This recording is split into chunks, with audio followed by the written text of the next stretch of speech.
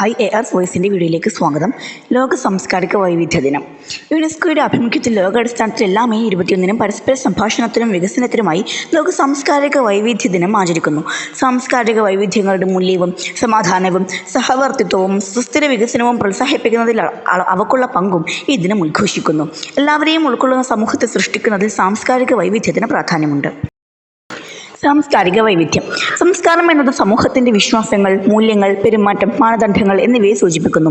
വൈവിധ്യം എന്നാൽ വർണ്ണം, ഭാഷ, വംശം, സാമൂഹിക സാമ്പത്തിക നില അല്ലെങ്കിൽ സാംസ്കാരിക പശ്ചാത്തലം എന്നിവയും ഉൾക്കൊള്ളുന്നു. 2001 നവംബറിൽ യുനെസ്കോ സാംസ്കാരിക വൈവിധ്യത്തെക്കുറിച്ചുള്ള സാർവത്രിക പ്രഖ്യാപനം നടത്തി. 2002 ഐക്യരാഷ്ട്രസഭയുടെ പൊതുസഭ മെയ് 21 സാംസ്കാരിക വൈവിധ്യത്തിനായുള്ള ലോകദിനമായി പ്രഖ്യാപിച്ചു.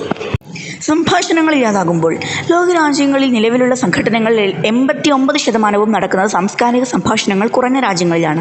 ഫലപ്രദമായ സഹകരണം രൂപപ്പെടുത്താനും സമാധാനം നിലനിർത്താനും സാംസ്കാരിക സംഭാഷണം ശക്തിപ്പെടുത്തേണ്ടത് അനിവാര്യമാണ്. 2001 അഫ്ഗാനിസ്ഥാനിലെ ബാമിയൻ ബുദ്ധപ്രതിമ തകർക്കപ്പെട്ടതാണ് ഇങ്ങനെയൊരു ദിനാചരണത്തിന് തുടക്കം കുറിക്കാൻ യുനെസ്കോയെ പ്രേരിപ്പിച്ചത്. വിവിധ രാജ്യങ്ങൾ, സംസ്ഥാനങ്ങൾ, ആളുകൾ എന്നിവയ്ക്കിടയിൽ സാംസ്കാരിക വൈവിധ്യങ്ങളെ വിലമതിക്കുകയാണ് ലക്ഷ്യം. സഹവാസം. മെച്ചപ്പെട്ട സഹവാസം എന്ന സന്ദേശമാണ് സാംസ്കാരിക വൈവിധ്യത്തിന് മുന്നോട്ട് വെക്കുന്നത്. ഭക്ഷണം മുതൽ ഫാഷൻ വരെയും, കല മുതൽ കലാപം വരെയും, വിശ്വാസങ്ങൾ തൊട്ട് പ്രവർത്തനങ്ങൾ വരെയും, ഭാഷ തൊട്ട് ശീലങ്ങൾ വരെയും എല്ലാത്തിലുമുണ്ട് വൈവിധ്യം. എല്ലാം വ്യത്യസ്തം എന്നാൽ എല്ലാം തനിമയുള്ളത് എന്ന അർത്ഥത്തിലാണ് സാംസ്കാരിക വംശീയ ഭേദങ്ങളെ കാണേണ്ടതെന്ന് ഈ ദിനം നമ്മെ ഓർമ്മിപ്പിക്കുന്നു. ഇന്ത്യ എന്ന വൈവിധ്യഭൂമി. വൈവിധ്യം അഥവാ വ്യത്യസ്തത പ്രകൃതിയുടെ നിയമമാണ്, സഹജമായ ശീലമാണ്. ആളുകളുടെ ബാഹ്യമായ രൂപത്തിലാവട്ടെ, ജീവിത രീതികളിലാവട്ടെ, സംസ്കാരത്തിലാവട്ടെ ഇത് പ്രതിഫലിക്കുന്നു. സാംസ്കാരിക വൈവിധ്യത്തിന് മികച്ച ഉദാഹരണമാണ് ഇന്ത്യ.